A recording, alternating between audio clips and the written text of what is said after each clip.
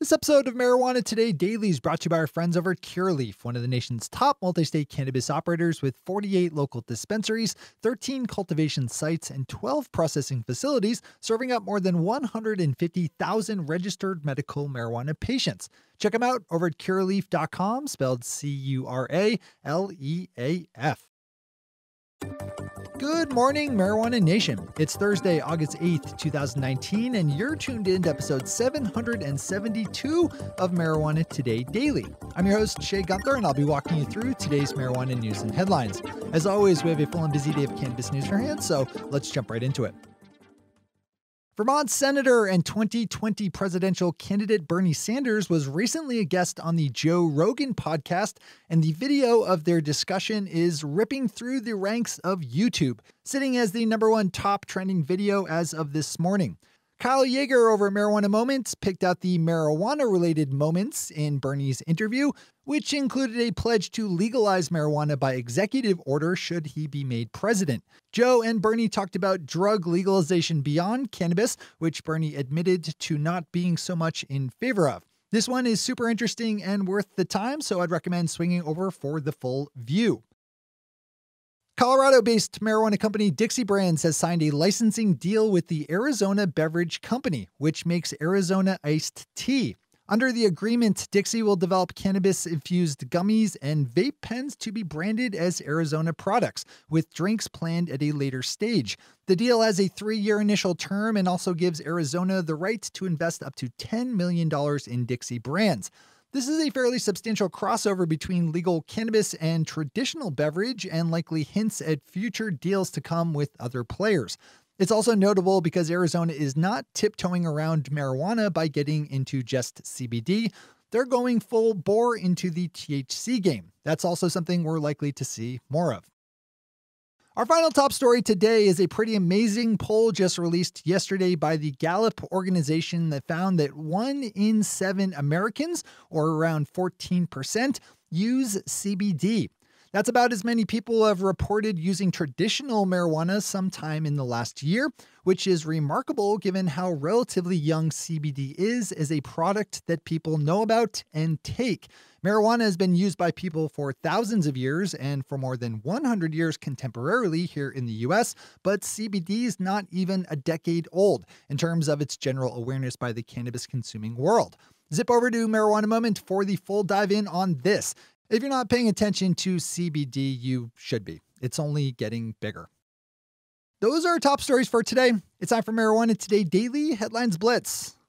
Before we blitz on headlines, let's quickly thank our sponsor, Curaleaf, one of the nation's top multi-state cannabis operators with 48 local dispensaries, 13 cultivation sites, and 12 processing facilities, serving up more than 150,000 registered medical marijuana patients. Curaleaf wants you to live life well, which is why the good folks over there put so much time and energy into making sure their operations are built around world-class quality, top-notch customer education, and a deep compassion for the people who use their products. They believe that cannabis is powerful and can improve people's lives. Pop over to curaleaf.com today to find the closest Curaleaf shop to you, because there's no better way to experience the Curaleaf difference than by making a visit yourself.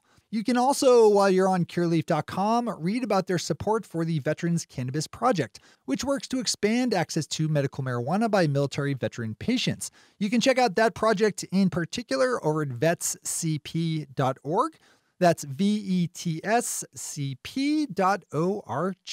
Big thanks to everyone at Curaleaf for helping support today's show. All right, time for the Blitz.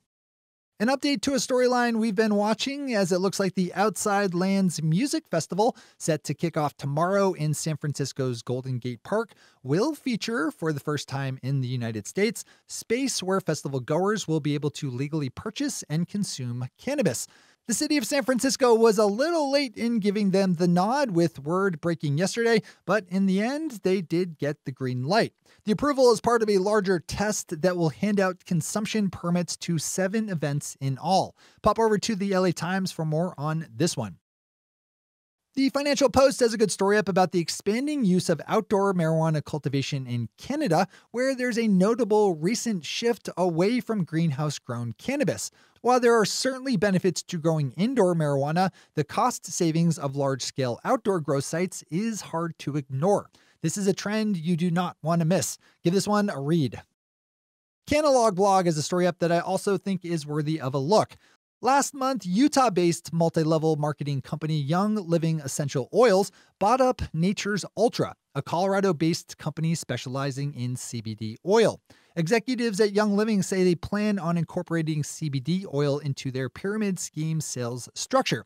I think this is worth having a handle on because there's going to soon be a lot of multi-level marketing types out there hawking CBD oil on Facebook. This one builds into the larger hype story that is CBD. Deb Borchardt over at Green Market Report picked up on the news that Canadian marijuana company the Green Organic Dutchman has submitted an application to list its stock on the NASDAQ stock market. There's a whole bunch of hoops to jump through before gaining a listing, but the company is now in the process of jumping. Earlier this week, a lawsuit was filed in Oklahoma seeking to block police from being able to access a database of the state's medical marijuana patients. A recently passed bill, Senate Bill 1030, goes into effect at the end of this month and has language allowing state police to access the list of registered medical marijuana users. Tulsa attorney Ron Durbin, who filed the lawsuit on behalf of an Oklahoma medical marijuana business, said that the bill's language needlessly lumps together medical marijuana use license holders with medical marijuana business license holders and should better protect patients' information from being accessed by police, who could use it to unfairly target drivers found to be patients. During a recent panel discussion held in Virginia, Galen Knoyton, president of a local chapter of the NAACP, spoke about hair follicle drug tests and how they are biased towards Black people due to the increased level of melanin found in dark hair that more readily absorbs drug particles. It's a scientific fact and just one of the many racist components of the war on marijuana and drugs that we need to cast off. Post haste. Know this storyline. And finally for today, Kyle's back with a good roundup of some of the proposed panel discussions being pitched for next year's South by Southwest Festival, which combines music and tech and cannabis and Texas like no other event does. By Kyle's count, there are more than 150 marijuana-related panels being pitched, including one by us here at Marijuana Today. Kyle missed ours, but that's okay. It's a big pile. We're pitching a live episode of our weekly show, Marijuana Today, so if you have some time today, swing over and give it a vote. Our very own Chris Crane, a regular and host on that same show, is pitching his own panel, which is also worthy of a vote. Pop over to Kyle's story on Marijuana Moment for more here. And if you do find yourself on the South by Southwest panel picking page, just search for the term Marijuana Today to find ours to vote up. Those are the headlines and news for the day. I'll be back with you again tomorrow morning with another information-packed episode of Marijuana Today Daily. But in the meantime, if you have any stories to share or feedback to give, zip us an email to headlines@mjtodaydaily.com. And while you're clicking around the interwebs, swing over to our Twitter account at mjtodaydaily and visit our website at mjtodaydaily.com to find links to all the news we cover. Thanks to our sponsor, Curaleaf, and to all of our awesome Patreon listeners for the support that makes this show possible. To join the illustrious ranks of the Patreon listeners yourself, swing over to our website at mjtodaydaily.com and click on that big blue button at the top of the page that says Become a Patron. I'm your host, Shay Gunther. Thanks for tuning in, starting your day with Marijuana Today. Today.